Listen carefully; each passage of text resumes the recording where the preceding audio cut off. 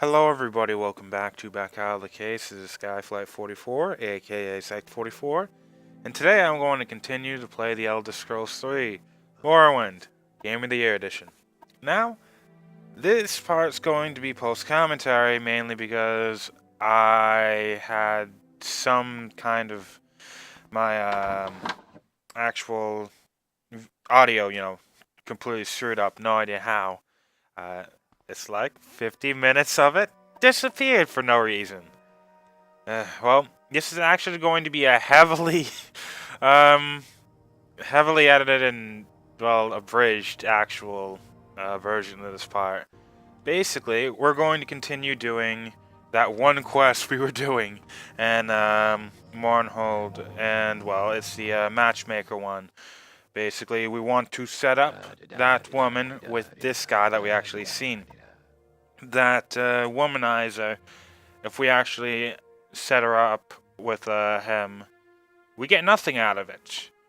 We can get some decent things if we actually go to the temple area, the Great Temple, and, actually get, this other guy to go and hook up with her. However, if we get this guy to hook up with her, we're going to get something great.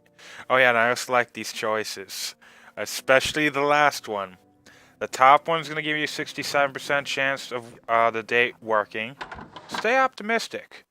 Be yourself, I believe it was, is going to have 50% chance. And talk about that, stories about your dead wife is 15% chance that date's going to go by. And if that actually works, that's wonderful. But I hate this quest just because you have, even if you do everything right, there's a 67% chance it'll work. And it's a gamble, in which, you just have to save it beforehand so that, it actually works. But it worked for me. Guess what? We got the bipolar blade. The bipolar blade is a weird weapon. We can sell it to the museum, which I'm going to be doing to show off the museum. But it's basically a weapon that goes and it enrages people. At the same time, it also calms them down. I believe it casts Frenzy Humanoid, yes, and Calm Humanoid at the same time.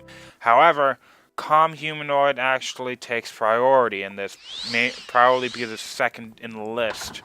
And so, if you actually use that on people, it will actually calm them down.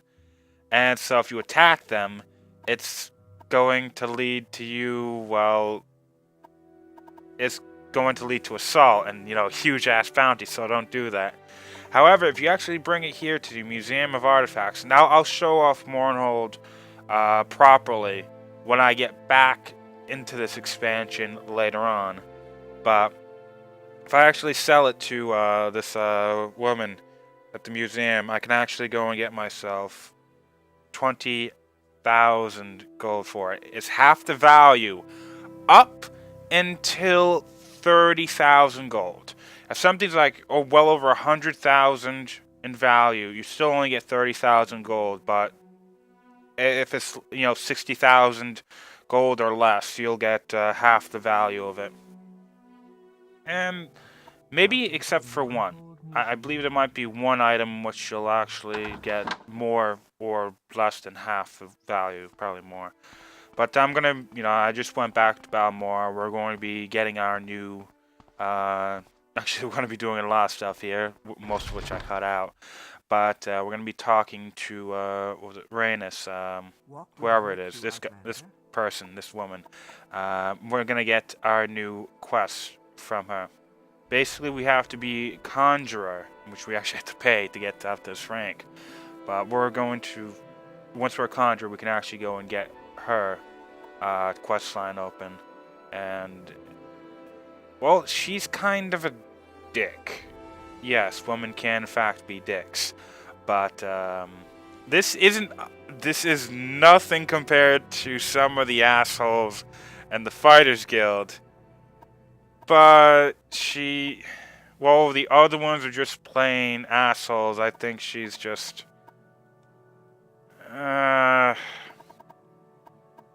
She might have a few screws loose, or she's just a pissed off woman. But, yeah, she's... Don't follow everything she does. Now, I actually went and bought a couple of levels, mainly just for the health, but I also needed to go and get some of my other attributes up, just for good measure. Now that I think about it, oh yeah, I do have all the restore attribute spells currently anyway. I'm on like part 23. I'm going to continue playing them after I do this. But we're actually, now that we have these these great levels, and I actually got the big one, alteration, up quite a bit so that we can actually go and use water walking, water breathing anytime we want, and we can use levitate if we have good fatigue, in which levitate's only gonna have like around 62, 64% chance to actually go and work. However, that's actually pretty decent. Now, levitate also costs a shitload of mana, so, well, magicka, but that's not going to be too much of a problem once we actually go and start making some nice fortify intelligence potions, which is going to make our mana reserves, skyrocket, which basically makes magic for anything but, a Brenton, Atmer, characters, plus the, with the good signs, it actually allows you to have decent, magicka reserves, so... This is the better way of actually doing it for anybody who wants to use magic but's not set up for it. But we're gonna go back to that Dwemer ruins that we went to before, the one that we had to do for the main quest. And well, this was again, I believe I said this before, but this is definitely one of the larger ruins in the entire game. And, well, we're going to be going to the second half today. By the way, the only thing I do in this armor actual shop is basically sell more shit. And, actually, at this point in time, in my current point, I completely finished the Mage's Guild, completely finished the Tribunal Temple. Actually, today, I'm probably going to go through and finish off the Imperial Cult, because that's easy as all hell. And, well, I have way too much money, don't need to actually sell shit anymore. And looting things, at this point, is not something I really care to do, but... Oh well. One of the things I did want to talk about, in which I haven't had the chance, because I didn't have the necessarily... when you're playing a game, especially when you're trying to think about what you're going to want to do, what should I do at these times, when you're processing all that stuff through your head, it's kind of difficult to actually sometimes speak about how you feel about a game. So, when a video fucks up, or more importantly, when the audio fucks up, and the video's left all... fine and dandy, but when that stuff actually happens, I don't mind, because then I can actually better convey my feelings about a game. Now, Morrowind, and to a lesser extent, Oblivion, actually, to a lesser extent in some aspects, and to a greater extent in Oblivion and Skyrim, these games represent a goal I have in life. I don't care if I have to go, and this is was always one of the big reasons why I wanted to make games. I don't care if I have to write. I don't care if I have to actually go and make a game. I don't care if I have to go and direct a movie. My goal in life has always been to create a living, breathing world. And the Elder Scrolls games is a really good just representation of what one can do with that kind of goal. These games, especially this one, the lore is incredibly deep. A lot of people have personalities, which you can actually go and affect them in many different ways, with all your reputation through certain guilds and factions, fucking up one of their members, shit like that can completely piss them off. A lot of your actions can do stuff like that. Not to mention, a lot of them have different ties to other people that you might not actually know. In Oblivion and Skyrim, there's actually... Oh shit, I barely made that. I could have been careening down to the lava. But, in Oblivion and Skyrim, everybody has their own set schedules of about what they actually do. They eat. They sleep. And you can actually take advantage of that when you're doing something like the Dark Brotherhood quest, in which you can leave poisoned food for them, and they'll eventually eat it, and you can come back in a couple of days and they're dead. It's just, with everything that you can actually do in the game, the game is truly living it. Even... Another thing, a lot of these good, these deep lores and all these different stories really attracts me. As you can probably guess, the big actual inspiration that I had was the, Middle Earth and the Lord of the Rings. That is what set me off in second grade to actually want to go and create something. It's what started me out as a writer. And just, games furthered this. And which, I've already said it, but what I want to do is create a living, breathing world. Now, I've actually spent years and years on this one I'm currently going and writing for. And I could spend hours and hundreds of hours, actually, explaining shit. Even though what I actually have written can probably be, read through in about, probably a week. If you have a lot of time, anyway. Dog, I'm talking. I know you want a hug, but can you leave? You adorable little doggy. Fine. But, oh yeah. We're finally getting into the Dwemer Centurions, these spheres. We're gonna... Actually, the big thing I don't find in this place is I don't think I see a Steam Centurion. I'm finding all of these goddamn... Dwarven specters, all these Dwemer specters. It's not that they're annoying, but... When I was playing, most of the times I play this game, I find a lot of the Centurions, especially a lot of the Steam Centurions, but for some reason in this time I played the game, everything was replaced with these specters. And that's kind of annoying, but oh well. I've said how and why I actually care deeply about this game. How it represents a goal I want to accomplish.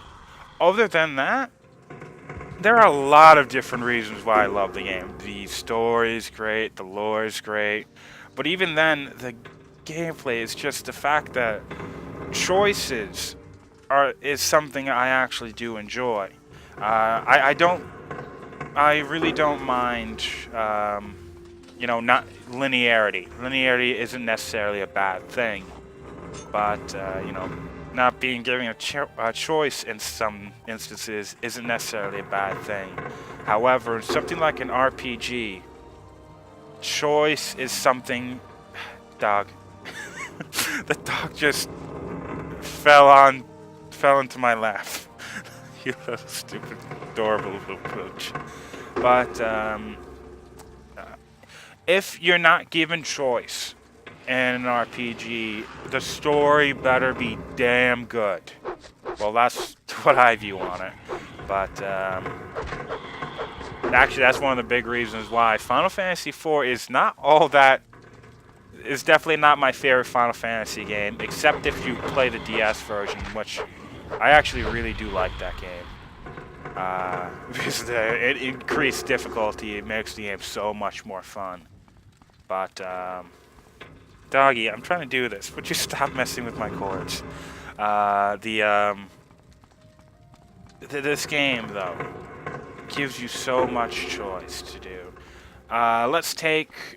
Let's make up an actual situation. This also applies to Oblivion and Skyrim.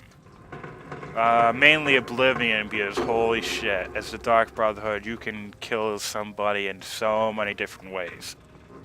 But you are, let's say you're in Vivek.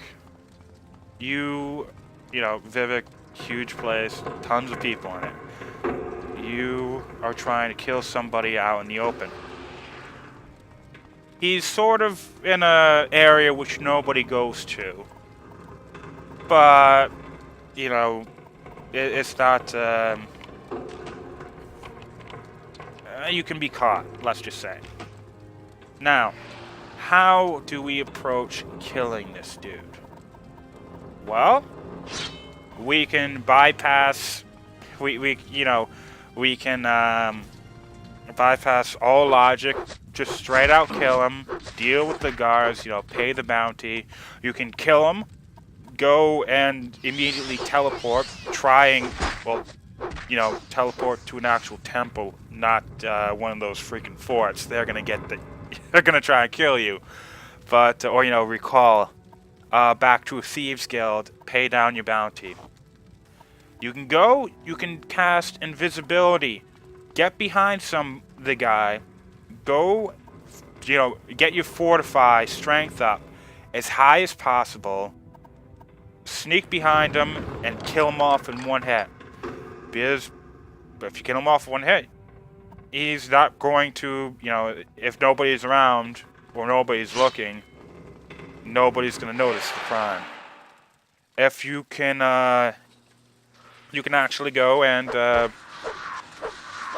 probably, what was it? You can frenzy him. Go and use the frenzy spell. I believe that one's illusion. Set that up to 100. Make him actually attack you, and then it's self-defense. Taunt him into attacking you, which again is self-defense at that point. You can actually go and command him, and which he'll actually go and follow you. And then you can go into an empty house with him. In which, if you're in an empty house, you can easily kill the son of a bitch without anybody knowing. Or, better yet, one I haven't actually tried yet, but I think I really want to go and try. In which you can actually command other people. And when you actually command other people, they'll follow you. And they'll fight for you. Now go and get some other people, then taunt this son of a bitch, and he'll start attacking you. Then all your other commanded people that you actually have will go and kill this son of a bitch. Isn't that fun? And in later games, you know, you can have even more stuff you can do. Like in, I don't know if you can reverse pickpocket in this game or if there's any rules to it, but in Oblivion, if somebody has no helm, you can go and give them a hood. Reverse pickpocket and give them a hood. They'll equip it. If you actually enchant it with a constant damage health actual ability, they'll kill themselves by wearing it. There's so many different ways you can go and achieve a goal. Let's say you don't actually have... Actually, before that, one of the things I actually like going and having in when it comes to, you know, like certain types of magic, and in my world that I created, there's a lot of different types of magic, and there's a lot of redundant actual abilities. The Elder Scrolls as well actually has different types of, not necessarily redundant abilities, but different ways you can actually go and do exactly the same thing.